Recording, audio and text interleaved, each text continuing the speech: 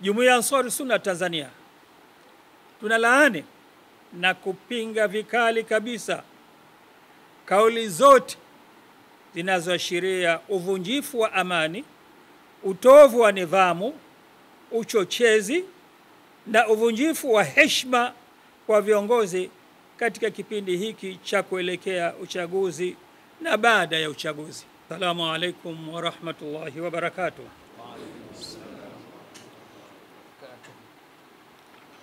Ndugu wanahabari, anwani ya mazungumzo yangu ya leo na Watanzania kupitia viongozi watendaji wa Jumuiya ya Ansar Sunna Tanzania ni umuhimu wa amani, utulivu, mshikamano kuelekea uchaguzi mkuu wa rais, wa bunge na madiwani mwaka huu Oktoba 2025. Neno la amani limesisitizwa sana katika Uislamu kiasi cha kuwa Uislamu umeleta aya zisizopungua 17 zote zikizungumza amani kwa njia ya uwazi, na aya si chini ya 500 zikizungumzia amani katika mtiririko wa ufahamu. Pia ulinzi wa amani umesisitizwa katika hadithi ya Mtume sallallahu alayhi wasallam isemayo, kullukum ra'in wa kullukum mas'ulun an ra'iyati, kila mmoja kati yenu ni mlinzi na kila mmoja ataulizwa katika nafasi yake aliyopewa katika ulinzi, usalama na amani. Huo ndio Uislamu. Na amani imeelezewa na hadithi ya Mtume sallallahu alayhi wasallam, hadithi semayo, man asbaha aminan fi sirbi, aminan fi sirbi indahu qutu yawmih wa siha jayida. Fima maana alhadith, yoyote atakayepambazukiwa akiwa yusalama, yupo katika amani, katika makazi yake, katika maeneo yake, katika jamii yake, katika nchi yake, mtu huyo ni hasa anahesabiwa kwamba mafanikio ya dunia yote yapo mikononi mwake. Hadithi hii inaizi Uislamu unaizi amani, kwamba amani, kuwepo amani katika maeneo yako na kuwepo afya, salama wa afya, hatuna maradhi hatarishi, na kuwa na chakula. Haya mambo matatu muhimu katika maisha ya mwanadamu, na mtu anayefanikiwa au taifa linalofanikiwa kuweza kuwa tulivu na amani, raia zake wana afya njema, raia zake pia hawana matatizo ya chakula, basi taifa hilo linakuwa limeshika hatamu ya mafanikio katika dunia hii. Amani imezungumzwa kwa umuhimu sana. Tamkuta Nabiullahi Ibrahim alayhi salam, ambaye ni baba wa mitume na ni kiongozi mkuu wa mitume yote, alianza kumuomba Mola wake amani kabla hajaomba riziki. Alisema katika aya isemayo iliyo ndani ya suratul Baqara aya 163, Rabbi ij'al hadha baladan amina warzuq ahlahu min athamarat, ewe Mola, jalia amani ndio yenye kugubika jiji langu hili.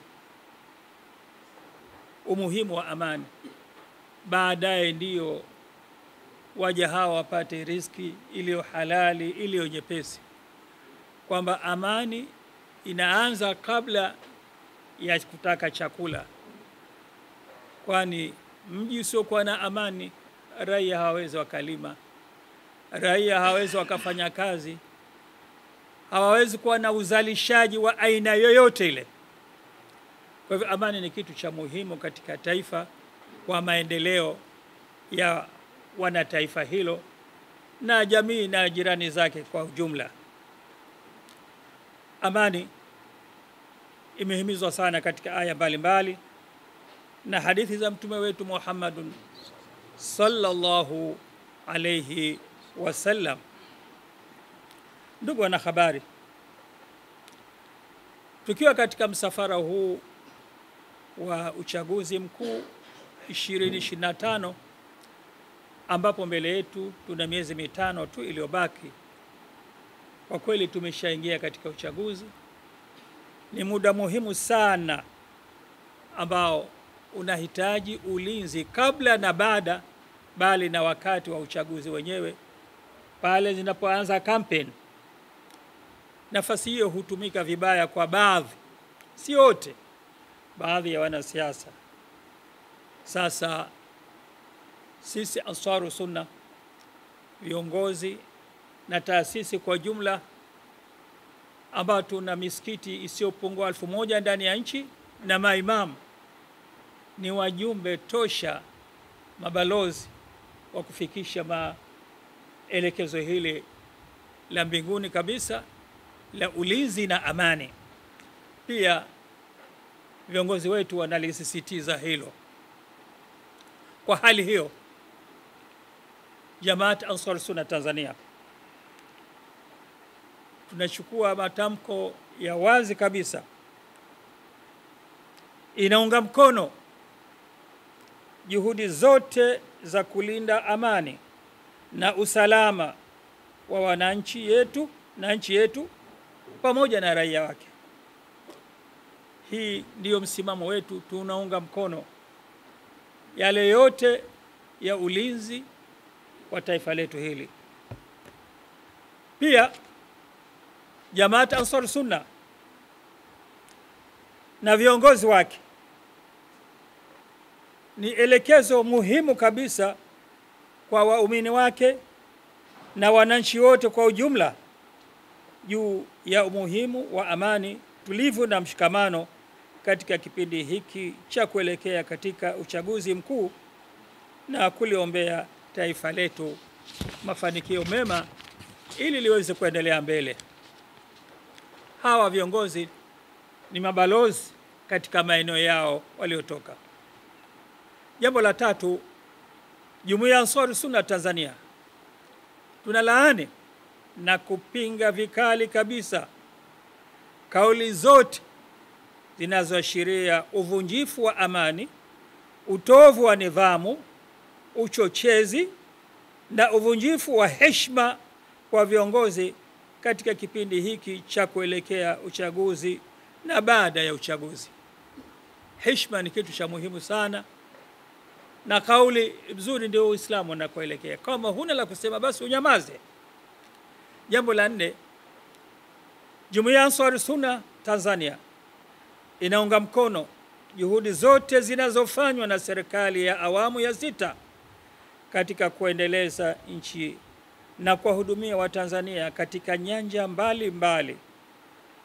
Kwa mfano, uimarishaji wa amani, maji, huduma ya maji wananchi wote tunaiona, huduma ya afya, mabarabara, umeme, kilimo, elimu, na hivi sasa tunaona treni ya kisasa, viwanja vya ndege, bandari, masoko na biashara.